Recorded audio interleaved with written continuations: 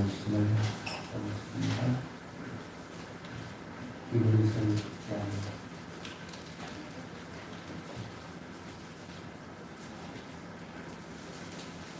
9절부터 20절까지 하겠습니다.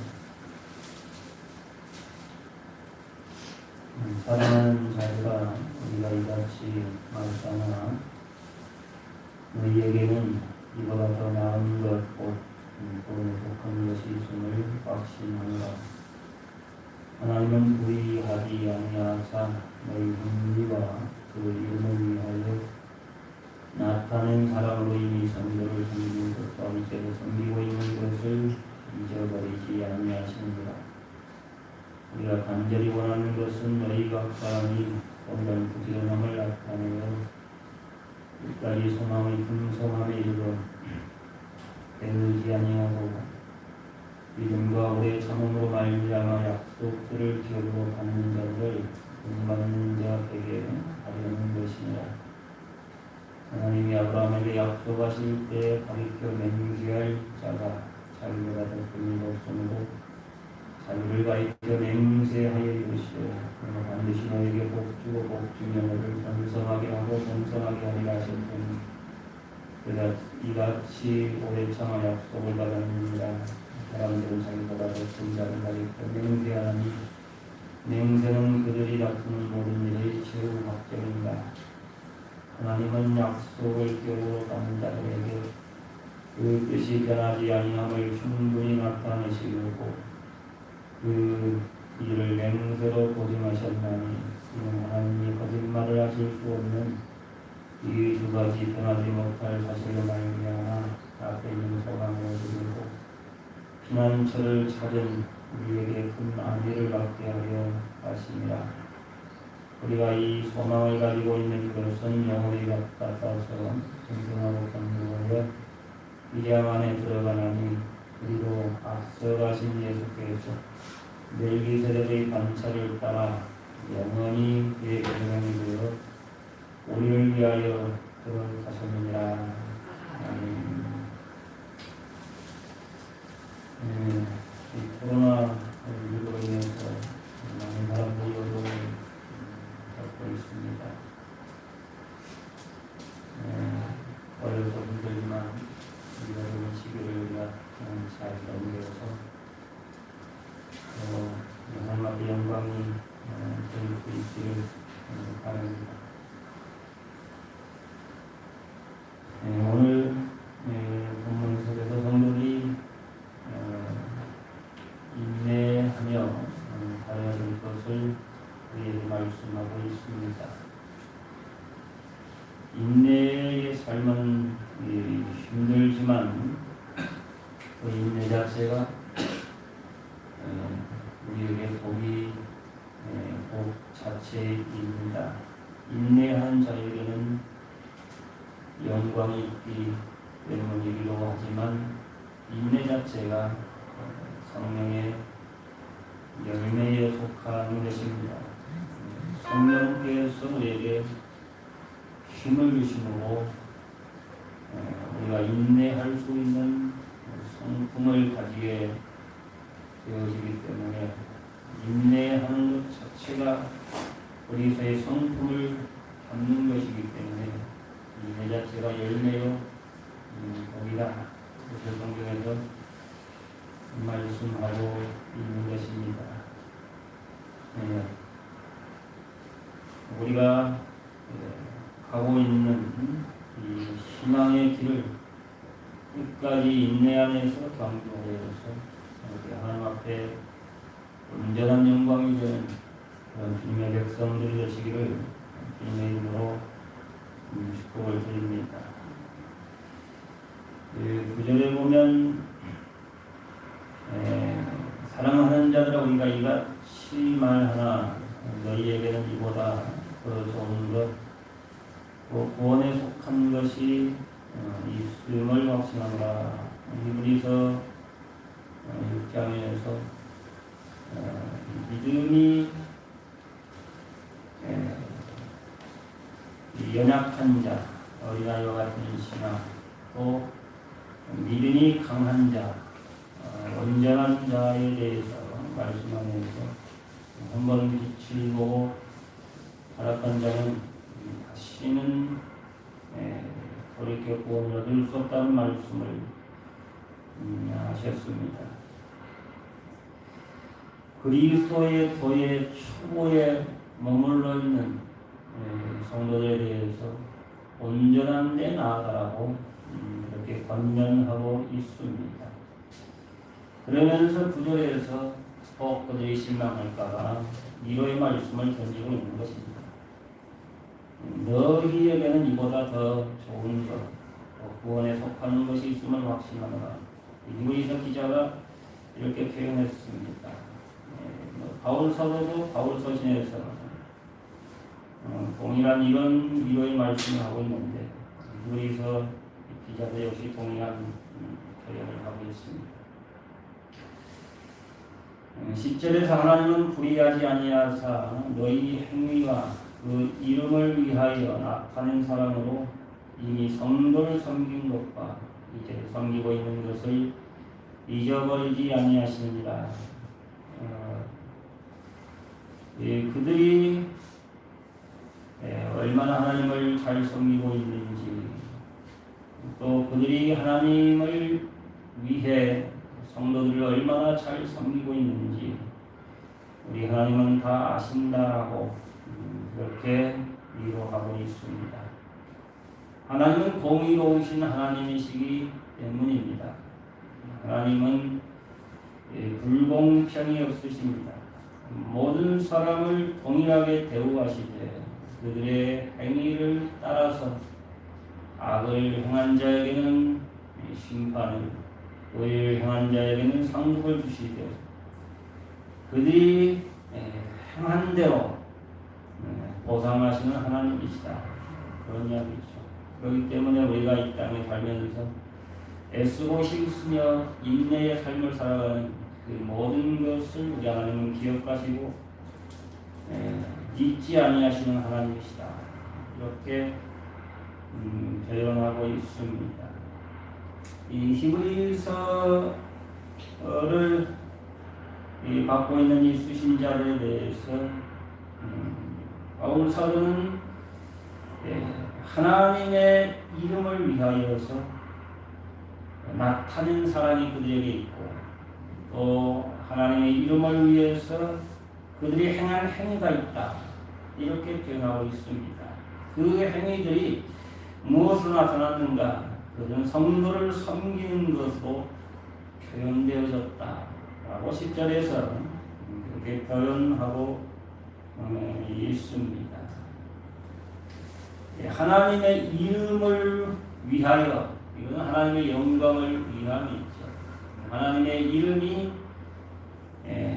높여지도록 하기 위해서 우리가 애쓰고 힘쓰는 그런 삶은 주로 성도들에 대한 사랑으로 표현되어진다. 이렇게 볼 수 있겠습니다.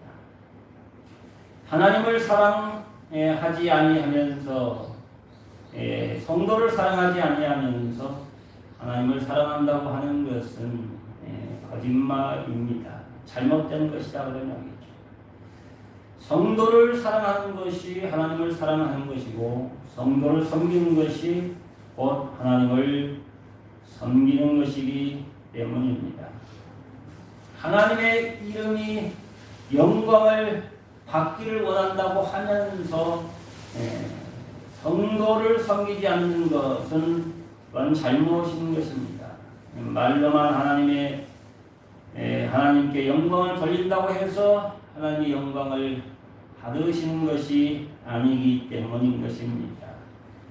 하나님은 우리의 믿음을 보시고 우리의 행위를 보시고 영광을 얻으시는 것입니다.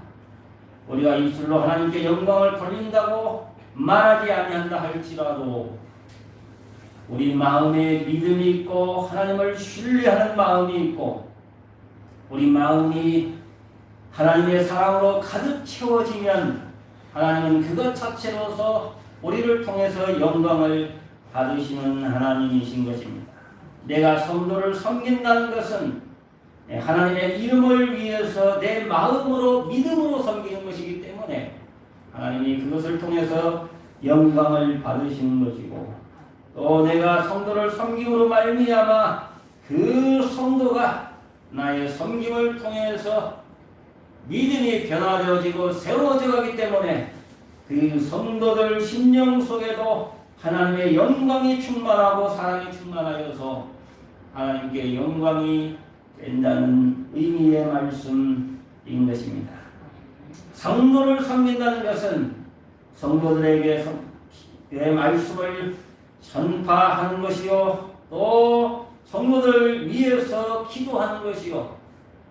어찌되었든 성도들이 우리 하나님 앞에 바로 서기 위해서 힘쓰고 봉사하는 것을 의미하는 것입니다. 이러한 성도를 섬기는 것이 바로 이 히브리서를 수신하는 수신자들에게 지금까지 있어왔고 또 있다는 말씀을 히브리서 기자가 하면서 그들을 위로하고 있습니다. 우리 하나님의 영광을 위해서 온전한 우리의 행함과 사랑이 우리의 심령 속에 충만해야 될 줄로 믿습니다. 11절에서 우리가 간절히 원하는 것은 너희 각 사람이 동일한 부지런함을 나타내어 끝까지 소망의 풍성함에 이르러 게으르지 아니하고 믿음과 참음으로 말미암아 약속들을 기업으로 받는 자들을 본받는 자 되게 하려는 것이니라. 이렇게 말씀했습니다. 히브리서 기자는 우리를 향하여서 소망의 풍성함에 이르라 이렇게 11절에서 말씀했습니다. 이것이 그의 간절한 원함이다, 간절한 소원이다, 이렇게 말씀하고 있는 것입니다. 소망의 풍성함에 이른다라는 것은 우리가 장차 하나님의 영광의 기업에 이르기를 원한다라는 의미의 말씀입니다. 하나님은 우리에게 많은 것을 약속하셨습니다.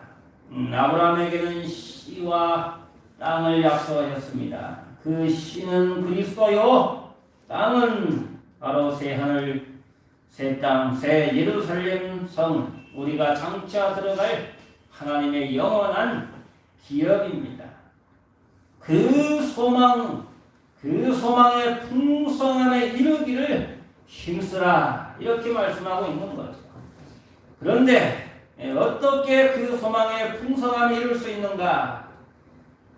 각 사람이 동일한 부지런함을 나타내어 이렇게 표현하고 있습니다. 열심을 품으라 그런 이야기죠. 그리고 혼자가 아니라 서로 열심을 품어서 서로 사랑하여서 서로 수고하여서 그 소망의 풍성함에 이르기를 힘쓰라고 말씀하고 있는 것입니다. 영원한 기업에 들어가는 것은 인내 안에서 들어가는 것이다. 히브리서 기자는 그렇게 우리에게 표현하고 있습니다. 젖이나 먹는 어린아이 신앙으로 오래오래 사는 그런 자들이 아니라 이제는 성장하고 장성하여서 단단한 식물을 먹는 그런 성도로 성장해 가야 되는데 인내가 필요하다는 것입니다.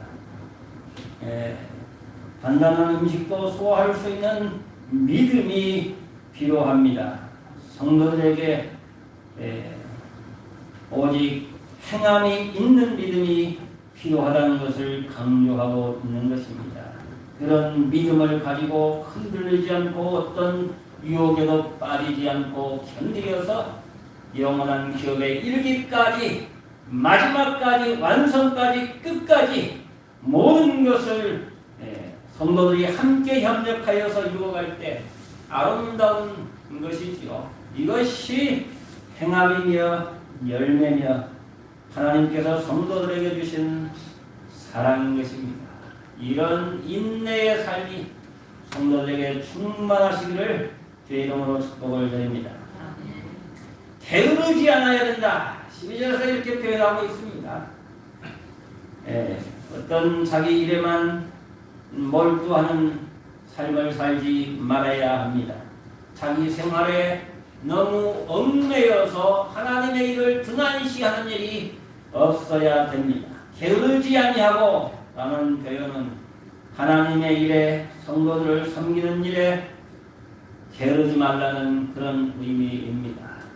세상 일에 너무 바쁘고 또 힘들지만 그럼에도 불구하고 하나님의 일을 등한시하지 말아야 하며 기도하는 일에 힘써야 하며 성도를 섬기는 일에 열심을 품어야 합니다.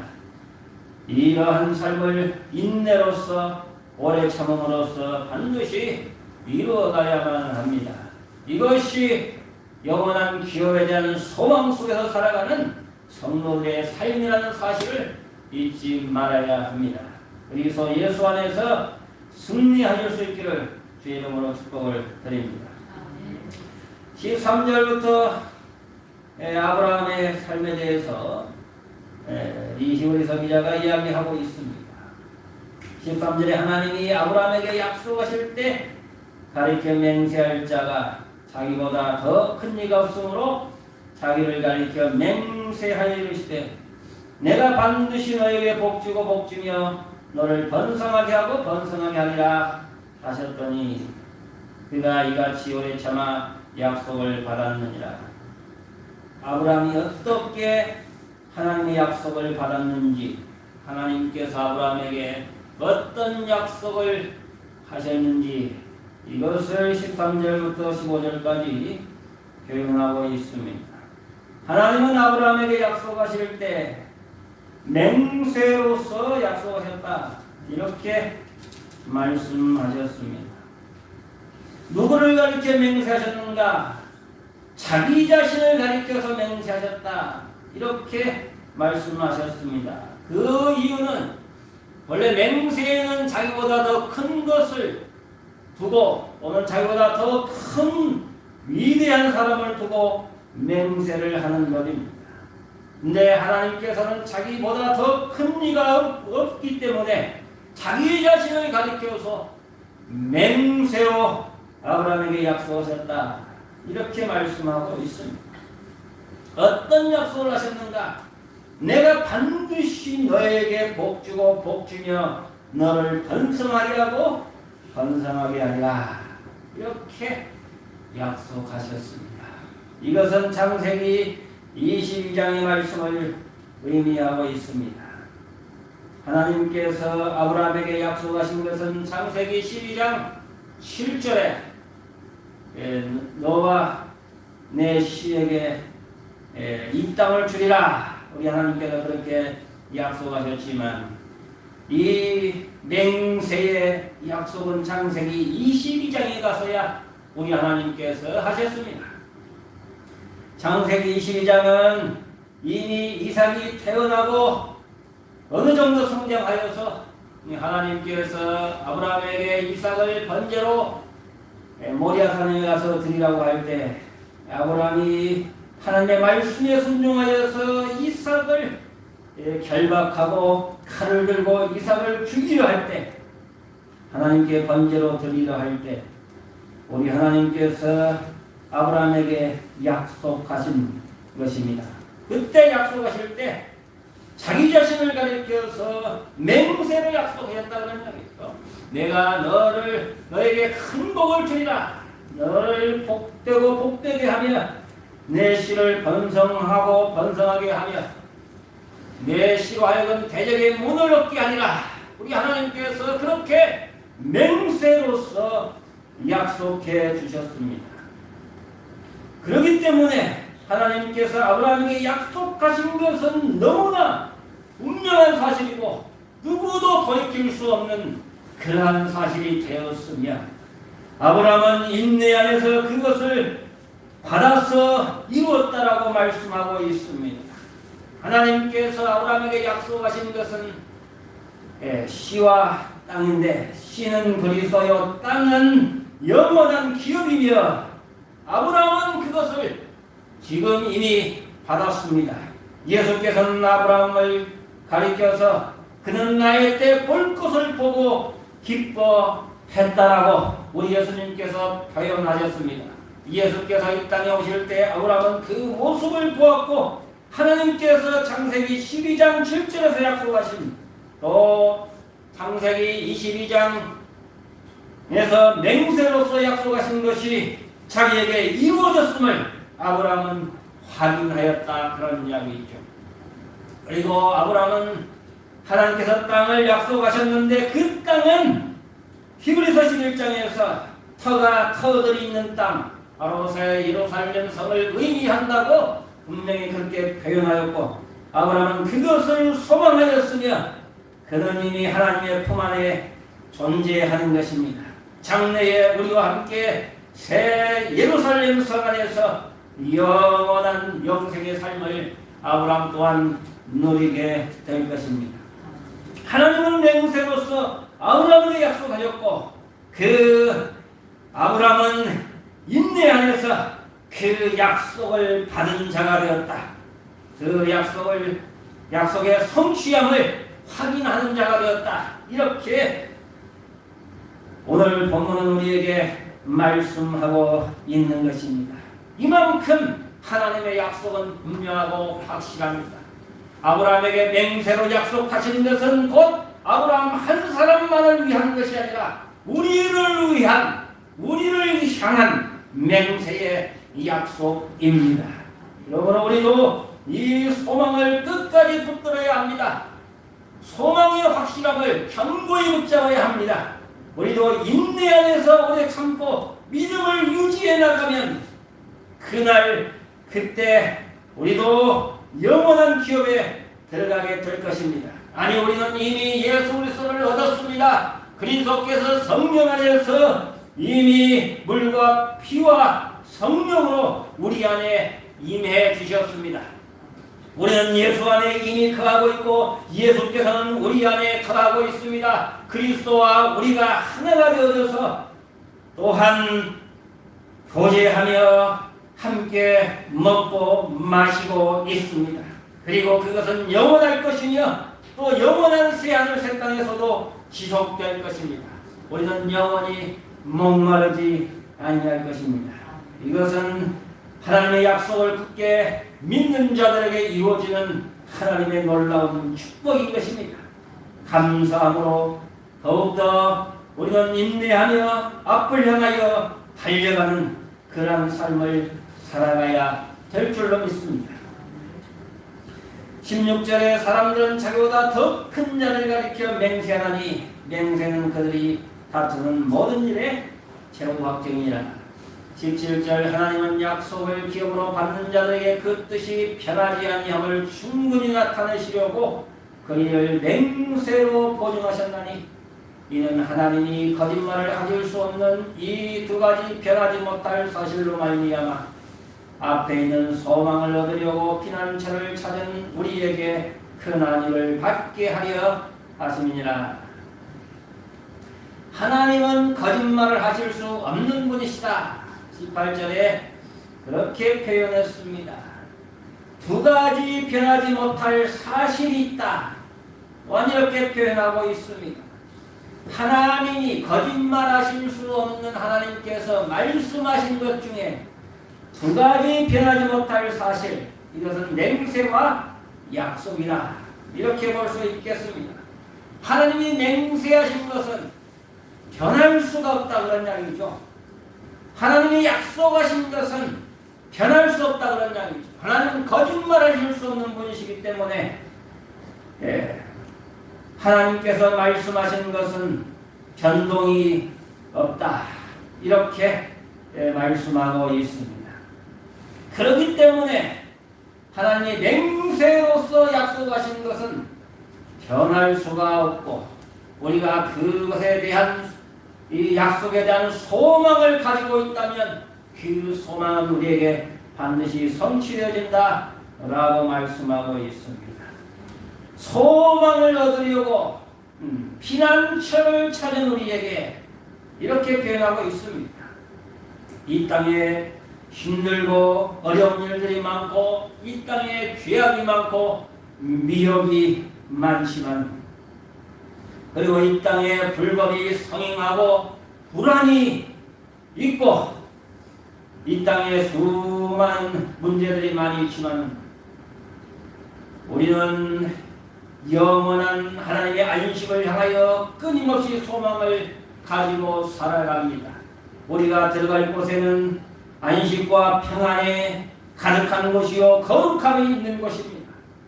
그곳을 향하여서 소망을 갖는 자들에게 큰 하나님의 위로가 반드시 있을 것인데 우리 하나님은 거짓말을 하실 수 없기 때문이다. 이렇게 표현하고 있는 것입니다.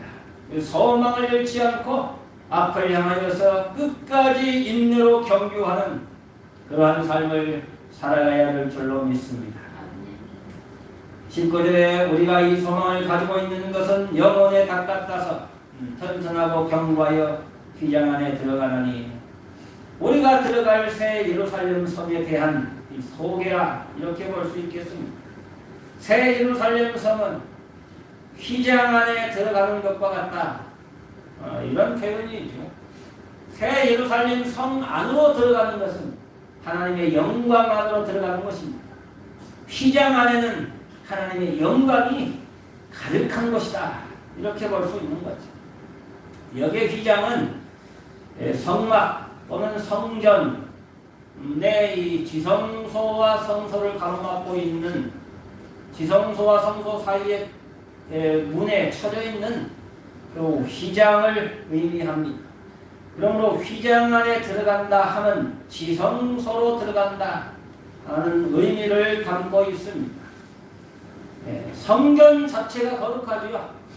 물론 바깥들도 거룩하고 성전 자체가 거룩하기 때문에 성전의 바깥들도 거룩하고 안뜰도 거룩하고 또 번제단의 뜰도 거룩하지만 그리고 성소도 거룩하지만 성소보다 더 거룩한 곳이 지성소인 것이죠. 성소는 직사각형이지만 지성소는 정사각형이죠. 하나님의 지극히 거룩함을 표현하고 있습니다. 지성소 안에는 하나님의 법궤가 있고 법궤 위에 법궤를 덮는 뚜껑 시음자가 있고 시음자에는 천사의 두 그룹의 모습이 표현되어 있고 두 그룹 사이에 하나님께서 임하시는 것입니다. 그곳이 하나님의 보좌의 처소라. 성경은 그렇게 표현하고 있고 영광의 처소라 이렇게 표현하고 있습니다. 새 예루살렘 성에는 성전이었다 했습니다. 하나님이 성전이요 어린 양이 성전이시기 때문이라고 했습니다. 새 예루살렘 성은 정확히 정사각형의 형태로 되어 있습니다. 새 예루살렘 성 자체가 지성소처럼 지극히 거룩한 곳이 되어버렸다는 거죠. 그러므로 새 예루살렘 성 안에 들어간다 하면 바로 휘장 안으로 들어가는 것과 같은 것입니다. 이것이 성도들의 소망입니다. 아브라함이 소망하는 것도 아브라함이 기업에 대한 소망을 가진 것도 휘장 안으로 들어갈 것에 대한 소망을 가지고 살았던 것이고 바로 이 휘장 안으로 들어가신 분은 예수 그리스도이시고 우리가 또한 들어갈 것입니다. 예수 그리스도께서는 보혈을 흘리시고 하늘로 승천하시사 이 휘장 안에 들어가셔서 그곳에서 영원한 대제사장으로서 영원한 속죄를 완성하시고 또한 우리를 맞이하기 위해서 기다리고 계신 분이 예수 그리스도이신 것입니다. 20절에 거리로 앞서가신 예수께서 멜기세덱의 반차를 따라 영원한 대제사장이 되어 우리를 위하여 들어가셨느니라. 예수 그리스도께서는 유다 지파에서 나셨습니다. 그분이 레위 지파에서 나지 아니하시고 멜기세덱의 반차를 거쳐서 영원한 대제사장이 되셨습니다. 이것은 율법에서 우리를 해방하시고 영원한 생명의 법, 성령의 법 안에서 우리를 구속하사 영원한 속죄를 완성하시고 우리로 하여금 새 예루살렘 성 안에서 영원한 영광 가운데 머물 수 있도록 하시기 위해서 예수 그리스도께서 그렇게 하신 것입니다. 그러므로 우리도 소망을 가지고 있다면 영원한 지성소로 들어가게 될 것입니다. 구약시대의 백성들은 성막 밖에 있고 제사장만 성전 안으로 들어가서 지성소로 들어가서 이 번제단이나 또 성소나 지성소로 들어가서 백성들을 위한 제사를 드렸습니다. 제사장은 거룩한 자로 구별함을 받은 것이죠. 백성들은 제사장의 거룩함에는 참여할 수가 없었던 것이죠. 백성들은 일반 평범한 백성들이었기 때문입니다. 그러나 장래에는 백성들도 다 제사장이 되는 것입니다. 이미 우리는 예수 그리스도 안에서 다 하나님의 제사장이라는 칭호를 받고 있습니다. 그리고 우리는 이미 그리스도 안에서 거룩함을 얻은 자들이 되어졌습니다. 장래에는 우리가 대제사장만 들어갈 수 있는 지성소 휘장 안으로 들어가게 될 것이라 이렇게 말씀하고 있는 것입니다. 구약의 나신 제도를 하나님께서 두신 까닭은 제사장만 거룩한 자들이 아니라 장래에는 평민들도 거룩함에 참여할 수 있다는 것을 보여주기 위함이라고 생각됩니다. 그러므로 우리도 그리스도 예수 안에서 보혈 안에서 영원한 지성소로 들어가기 위한 소망을 가져야 됩니다. 이미 들어갔지만 장래에 온전히 들어가기 위해서 우리는 인내 안에서 살아가야 됩니다. 오늘 본문의 히브리서 기자가 그렇게 우리에게 권면하고 있습니다. 소망을 가져가고 또 소망을 가진 자들답게 인내하면서 오래 참으라고, 오래 참으면서 서로 성도들끼리 섬기는 삶을 살라고 이렇게 권면하고 있습니다. 우리가 부지런함을 나타내어 끝까지 소망에 풍성함에 이르라고 그렇게 권면하고 있습니다. 그리스도 예수 안에서 승리하는 주님의 백성들이 되시기를 주의 이름으로 축복을 드립니다.